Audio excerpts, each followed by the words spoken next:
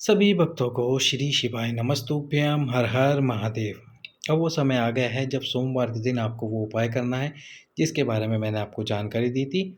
तो सबसे पहले इसके पहले जो आपने उपाय किए होंगे, यदि आपने एक दीपक प्रतिदिन प्रदोष काल में आपके पितरों के स्थान पर और एक दीप तुलसी के क्यारे के सम्मुख में जलाना प्रारंभ कर दिया तो अच्छी बात है। यदि नहीं कर पाए हो, भूल गए हो, तो आज से भी आप ये उपाय प्रारंभ कर सकते हैं। एक दीपक लंबी बाती का घी का आपके पितरों के स्थान पर आपको प्रतिदिन प्रज्वलित करना है। अपने पितरों से कामना करनी है, आपकी झोली भरवाने के लिए, संतान की प्राप्ति के लिए। और साथ में एक दीपक जो आपके घर में गोल तुलसी का क्यारा हो, जिस जो तुलसी हो आपके, वो गोल तुलसी का क्यारा हो, उसके सम्मुख में आपको एक दीप प्रज्वलित करना है प्रतिदिन, वो भी घी का, लंबी बाती का, संतान की कामना के लिए, पुत्र की कामना के लिए। अब उसके बाद आपको अगला उपाय सोमवार के दिन जो करना है, यदि आप पशुपति व्रत करते हैं और पशुपति व्रत सोमवार को आया है तो अच्छी बात है। पशुपति व्रत 5 सोमवार का व्रत होता है। किसी भी सोमवार से आप इस व्रत को प्रारंभ कर सकते हैं। सुबह मंदिर जाइए, जिस भी सोमवार से आपने व्रत प्रारंभ करा है, बाबा से कामना कीजिए, संकल्प लीजिए कि मेरा ये पांचों व्रत पूर्ण हो। जिस मनोकामना से मैं ये व्रत कर रहा हूँ या कर रही हूँ, मेरा ये व्रत पूर्ण हो, वो मनोकामनाएं पूर्ण हो। यदि कोई त्रुटि या फिर मुझसे गलती हो जाए तो उसको क्षमा कर देना बाबा, क्योंकि मैं तो अज्ञानी हूँ, मुझे पूजा भक्ति के बारे में पता नहीं। जितना पता है उतनी अपनी श्रद्धा से कर रहा हूँ या कर रही हूँ, मुझे क्षमा कर देना यदि कोई गलती हो जाए और मेरे व्रत स्वीकार करना। ये पहले दिन आपको ऐसे संकल्प ले लेना है, ताकि आपसे यदि कोई भूल चूक भी हो तो भोलेनाथ उसे क्षमा कर दे। सुबह जाना है, पूजन अभिषेक करना है बाबा का। अभिषेक पूजन कीजिए जैसे आप करते आ रहे हैं। उसके बाद जो थाली आप लेके गए हैं, उसी थाली को शाम को लेके जाना है, जिसमें आपको रखना है मीठे का प्रसाद और 6 दीपक रखने हैं, आटे के या मिट्टी के। इसके अतिरिक्त और कोई सामग्री नहीं रखनी है। सबसे पहले मंदिर जाकर जो आपने प्रसाद बनाया है, वो पूरा प्रसाद आपको मंदिर लेके आना है। थोड़ा सा भी प्रसाद घर नहीं छोड़ना, इतना ही प्रसाद बनाना ताकि सारा प्रसाद आप मंदिर लेकर आ जाओ। उसके बाद में आपको उस प्रसाद वाली प्लेट को भगवान के सम्मुख में रख देना है। 6 दीपक नीचे उतार देने हैं, 6 के 6 दीपक नीचे उतार दीजिए। उसके बाद में आपको सबसे पहले तो जो प्रसाद है उसके 3 हिस्से कर देने हैं। 3 हिस्से कर दीजिए भगवान के सम्मुख में रखकर। अब जो 6 दीपक आपने थाली से उतारे हैं, पहला दीप प्रज्वलित कीजिए, दूसरा, तीसरा, चौथा और पांचवा दीप प्रज्वलित कीजिए भगवान शंकर का नाम लेके। ये दीप घी के प्रज्वलित करने हैं आपको। छठे दीप को और प्रसाद के एक भाग को उठाकर अपनी थाली में रख लीजिए। बाबा को प्रणाम करके घर आ जाइए। जब घर में प्रवेश कर रहे हो तो आपके सीधे हाथ पर आपको छठा दीप प्रज्वलित करना है, जलाना है, आपकी कामना करते हुए। फिर घर में प्रवेश कर जाना है। घर के मुख्य द्वार पर ये दीप आपको प्रज्वलित करना है। उसके बाद में आपको शाम के समय यानी रात्रि के समय जब आप भोजन करते हैं तो भोजन करना है। भोजन करने से पहले ये जो एक हिस्सा आप लेकर आए थे प्रसाद का, उसको आपको खा लेना है, ये जो आप हिस्सा लेकर आए थे। उसके बाद में आपको क्या करना है, एक टाइम फलाहार करना है और एक टाइम भोजन करना है। इस प्रकार से ये पशुपति व्रत पूर्ण हो जाता है। प्रसाद जिस व्यक्ति का व्रत है वही खाए, किसी और को प्रसाद ना दे। इस प्रकार से आपको ये व्रत कर लेना है। दूसरा, तीसरा, चौथा और पांचवा व्रत इसी प्रकार से करना है। यदि बीच में पीरियड आ जाए, रजस वाला धर्म आ जाए, तो फिर आप उस दिन केवल और केवल व्रत रखिए, फास्ट रखिए, मंदिर मत जाइए। और जिस दिन आपका पीरियड होगा उस दिन का फास्ट रखना है, उसको काउंट नहीं करना। उसके बाद में जो अगला सोमवार आएगा उस वाले व्रत को आपको काउंट करना है। जिसमें आप मंदिर जाते हैं वही आपका व्रत व्रत काउंट होगा। जैसे कि 2 व्रत हो गए, उसके बाद में आपका पीरियड आया, तो ये जिसमें आप पीरियड में हो, जिस सोमवार में आप पीरियड में हो, तो ये तीसरा व्रत नहीं माना जाएगा। इसके बाद जो सोमवार पड़ेगा वो तीसरा व्रत होगा, फिर चौथा व्रत होगा और उसी प्रकार पांचवा व्रत होगा। पांचवें व्रत के दिन आपको 108 वस्तु कोई सी भी समर्पित कर देनी है महादेव को। एक श्रीफल लेना है, उस पर 7 बार मूली का धागा लपेटना है। उस श्रीफल को भगवान शंकर के शिवलिंग को स्पर्श कराकर सम्मुख में रख देना, शिवलिंग के ऊपर समर्पित नहीं करना। इस प्रकार से ये आपका पशुपति व्रत समाप्त हो जाते हैं। अब जिन माताओं बहनों के पीरियड नहीं आता है वो सोमवार के दिन इसी पितृपक्ष में, यदि मान लीजिए उनका पशुपति व्रत भी है और उनका पीरियड नहीं आता और उनको सोमवार को सफ़ेद आंकड़े की जड़ वाला उपाय भी करना है, तो सुबह सुबह सबसे पहले जाके आपको सफ़ेद आंकड़े की जड़ वाला उपाय कर लेना है। वो कैसे करना है? पति और पत्नी दोनों सफ़ेद आंकड़े की जड़ को लाकर रख लीजिए। आज शनिवार है, रविवार है, इन 2 दिन में आप उस जड़ को ढूंढ कर लेकर आ जाइए, घर पे लाकर रख लीजिए। सोमवार के दिन सुबह सुबह मंदिर चले जाइए, क्योंकि सुबह सुबह अधिक लोग नहीं आते मंदिर, पति और पत्नी दोनों। जिन माताओं बहनों के पीरियड नहीं आता केवल उनके लिए ही है। सोमवार के दिन मंदिर चले जाइए, 2 अक्टूबर के दिन सुबह सुबह, लोग नहीं होते अधिक लोग, भगवान शंकर के शिवलिंग के सम्मुख में जाकर प्रणाम कीजिए, हाथ जोड़ के उस जड़ को 21 बार तुम्रुकेश्वर महादेव का नाम लेते हुए शिवलिंग पे से घुमा लीजिए और लाल कपड़े में लाल धागा में लपेटकर अपनी कमर में माता बहन बांध लें। तो सुबह सुबह आप ये उपाय करके आ जाइए। सुबह सुबह कितनी बजे? लगभग 5 या 6 बजे मंदिर खुल जाता है, 6 बजे तक, तो तब आप जाके ये उपाय कर सकते हैं। फिर उसके बाद में यदि आपका पशुपति व्रत है तो आप पशुपति व्रत के लिए पूजा करने जाइए। तो इस प्रकार से आपका सफ़ेद आंकड़े की जड़ वाला उपाय हो जाएगा। इसी में एक और उपाय जो वो पीपल के पत्ते वाला उपाय है, उसी दिन से आप जैसे आपने सोमवार को उपाय करा, एक पीपल का पत्ता प्रतिदिन भगवान शंकर को समर्पित कीजिए अवधूतेश्वर महादेव के नाम से। अवधूतेश्वर महादेव के नाम से एक पीपल का पत्ता समर्पित कर दीजिए और इस पीपल के पत्ते को समर्पित करने के बाद में उठाकर घर ले आइए। गाय के दूध में इसको उबाल लीजिए और उस दूध को पति और पत्नी दोनों रात को पीकर सोइए, तुम्रुकेश्वर महादेव का स्मरण करते हुए। पीपल के पत्ते को किसी भी वृक्ष के नीचे रखकर ठंडा कर दीजिए, मतलब आपको किसी भी वृक्ष के नीचे रख देना है और प्रतिदिन पीपल का पत्ता समर्पित करना है। एक प्रश्न जो कई माताएं बहनें पूछती हैं कि रविवार के दिन पीपल का पत्ता नहीं तोड़ते तो हमें क्या करना चाहिए? तो आप शनिवार के दिन 2 पीपल के पत्ते तोड़ लीजिए। एक पीपल का पत्ता फ्रिज के अंदर रख दीजिए, एक पीपल के पत्ते से उपाय कर लीजिए। रविवार के दिन उसी पीपल के पत्ते से जो आपने फ्रिज के अंदर रख रखा है उससे उपाय कर लीजिए। इस प्रकार से रविवार के दिन पीपल के वृक्ष के नीचे आप नहीं जाएंगे और ना ही उसका पत्ता तोड़ेंगे, क्योंकि रविवार के दिन पीपल के वृक्ष में दरिद्रता का वास होता है। दरिद्रता कौन है? वो माता लक्ष्मी की बहन है। प्रतिदिन माता लक्ष्मी और दरिद्रता शाम के समय भ्रमण करने निकलती है। तो जो लोग दरवाजे पर नींबू और मिर्ची टाँगते हैं तो दरिद्रता को नींबू मिर्ची पसंद होती है, वो दरवाजे पर ही नींबू मिर्ची खाकर चली जाती है। और जो मिठाई हम घर के अंदर रखते हैं तो माता लक्ष्मी घर के अंदर प्रवेश करती है।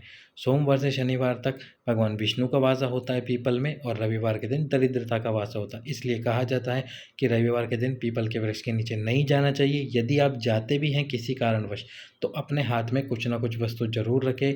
शक्कर हो सकती है, एक कलश हो सकता है, उसमें जल हो सकता है, ये वस्तुएं जरूर रखें अपने हाथ में। बिना ऐसे हाथ रखे, मतलब खाली हाथ आप पीपल के वृक्ष के नीचे ना जाए रविवार के दिन।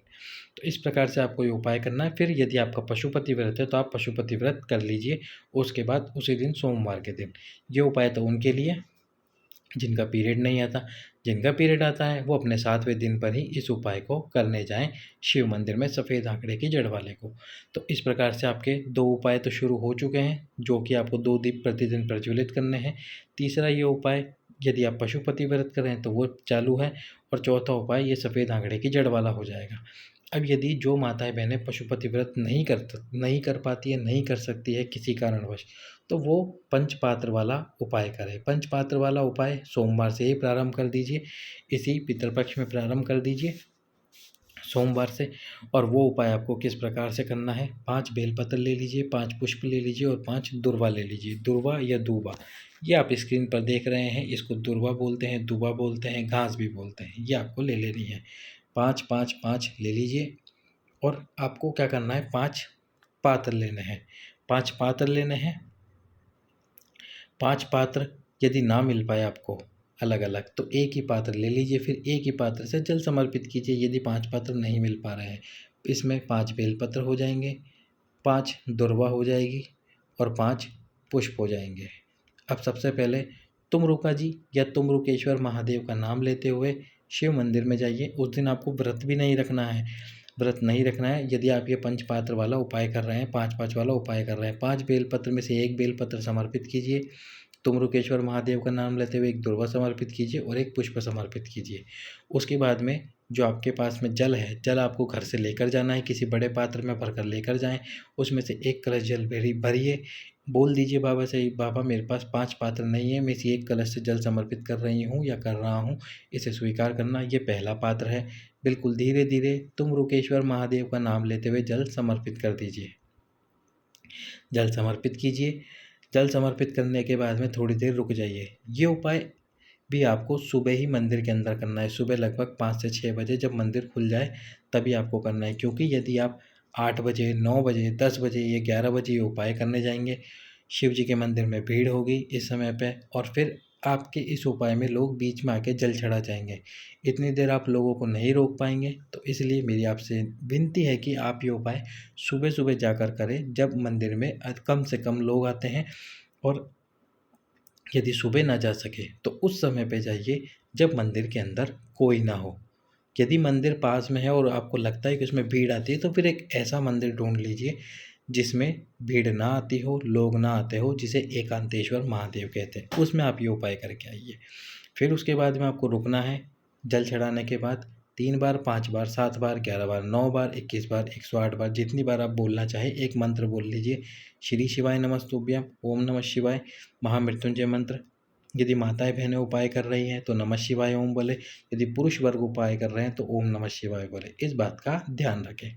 फिर आपको दूसरा पुष्प, दूसरा बेलपत्र और दूसरी दुर्वा समर्पित करनी है। एक एक करके समर्पित कीजिए तुम्रुकेश्वर महादेव के नाम से। फिर जो आपके पास में पात्र है, उस पात्र में से फिर से जल भरिए और उसको दूसरा पात्र समझकर, दूसरा पात्र बोलकर जल समर्पित कीजिए तुम्रुकेश्वर महादेव से, महादेव के नाम से, तुमरुका जी के नाम से। जब बेलपत्र दुर्वा समर्पित करोगे तभी भी आपको ये नाम लेना है। फिर जितनी बार आपने मंत्र बोला था फिर से उस मंत्र को बोलिए। जैसे 7 बार बोला था तो 7 बार बोलिए। फिर आपको तीसरा बेलपत्र तुम्रुकेश्वर महादेव, तीसरी दुर्वा और तीसरा पुष्प समर्पित करना है, यही तुम्रुकेश्वर महादेव के नाम से। फिर आपको तीसरे कलश से जल समर्पित कर देना है। फिर आपको रुक जाना है और रुक के जो आपने मंत्र बोला था उसी मंत्र को उतनी बार दोहराना है जितनी बार आप पहले 2 बार दोहरा चुके हैं। फिर आपको चौथा बेलपत्र, चौथी दुर्वा और चौथा पुष्प समर्पित करना है और चौथे पात्र से जल समर्पित करना है भरकर। और जितनी बार आपने 3 बार मंत्र बोला था, चौथी बार फिर मंत्र बोल लीजिए। उसके बाद में अंतिम बार अंतिम बेलपत्र, अंतिम पुष्प, अंतिम दुर्वा समर्पित कर दीजिए और उसके बाद में अंतिम बार जल समर्पित कर दीजिए। फिर उसके बाद में लास्ट में आपको उतनी बार ही उस मंत्र का उच्चारण करना है जिस मंत्र का आपने बोला है। उसके बाद में बाबा से प्रार्थना कीजिए, बाबा मैंने ये उपाय किया है, इस उपाय को सफल कराना महादेव, मेरे इस उपाय को सफल करना प्रभु। 7 सोमवार आपको ये उपाय करना है। तो जो माताएं बहनें पशुपति व्रत नहीं कर सकती वो ये उपाय करें, और यदि उपाय पहले से कर रही हैं तो अच्छी बात है। उसके बाद में आपको इन उपायों के साथ में आपको एक काम और करना है। प्रतिदिन 1 कलश जल समर्पित करते रहना है महादेव को, और जो जल नीचे गिरता है महादेव के शिवलिंग से उसको आचमन करना है, उस जल का आचमन करना है। साथ में 1 बेलपत्र समर्पित कर देना है और उस बेलपत्र को चबा चबा कर खा लेना है। अब अगला जो उपाय है वो केवल और केवल पितृपक्ष का ही उपाय है, जो कि आपको मैंने पहले भी बताया, फिर से बता देते हैं। एक कंबल लेना है काले कलर का, घर में हो तो घर में से ले लीजिए, यदि घर में ना हो तो मार्केट से खरीद कर लेकर आइए। पति और पत्नी इस कंबल पर बैठकर भगवान शंकर का अभिषेक कीजिए, पूजन अर्चना कीजिए, जल चढ़ाइए, दुर्वा चढ़ाइए। यदि दुर्वा ना हो तो बेलपत्र समर्पित कीजिए। पहले अभिषेक कर लीजिए दूध से, जल से, पंचामृत से। ना हो तो जैसे आप अभिषेक करते हैं महादेव का वैसे अभिषेक कर लीजिए। उसके बाद में आप चंदन लगाइए, अबीर लगाइए, गुलाल लगाइए। फिर बाबा को बेलपत्र, धतूरा, वो सब वस्तुएं समर्पित कीजिए। उसके बाद में यदि ना हो तो ज़रूरी नहीं है कि आपको ढूंढ कर ही लेके आने, ना हो तो वो भी कोई बात नहीं।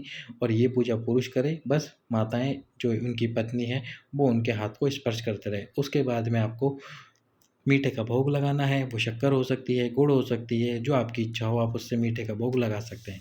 फिर आपको एक दीप लेना है और उस दीप को प्रज्वलित करना है। प्रज्वलित करने के बाद में उसमें लंबी बाती लगानी है। पहले लंबी बाती लगाइए, घी डालिए, घी डाल के लंबी बाती लगाकर प्रज्वलित करना है। और उसके बाद में उससे, जैसे हम आरती करते हैं महादेव की, तो आरती करते समय गोल गोल आरती घुमाते हैं, आपको वैसे नहीं घुमानी।